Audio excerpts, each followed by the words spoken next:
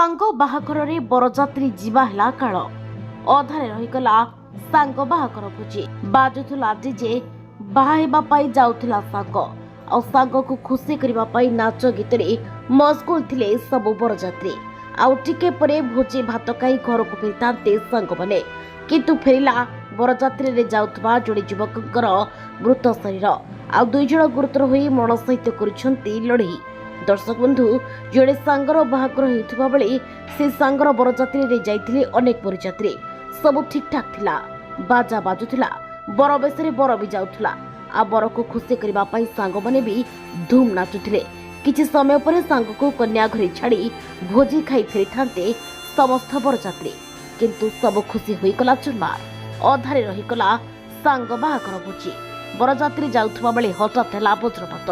आउ ए वज्रपात जड़े बरजात्री मृत्यु होता बेले दुई बरजात्री गुरुतर होती। तेबे ढेंकानाल सदर थाना अंतर्गत झुंपुटिया ग्राम रंजा ग्राम को जाउथले एही बरजात्री दल किंतु रंजा छक निकटरे जगी बसिथिला काल बरजात्री उपरे होइथिला वज्रपात आउ ए वज्रपात रे 3 जण को गुरुतर अवस्था ढेंकानाल जिला मुख्य डाक्तरखाना भर्ती करा जाइथिला सत किंतु डाक्तरखाना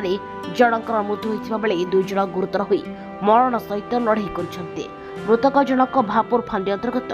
कोइलीपंगी ग्रामर 52 वर्षीय अमीन भेरा होइथिबा बेले गुरुतर होइथिबा 2 जण हेछन्ति कोइलीपंगीर तपन जेना और झुपुरिया ग्रामर मनोज देहुरी बोली जणा पड़िछि। ढेंकानाल द्वितीय रंजन सिंह रिपोर्ट सूचना मीडिया।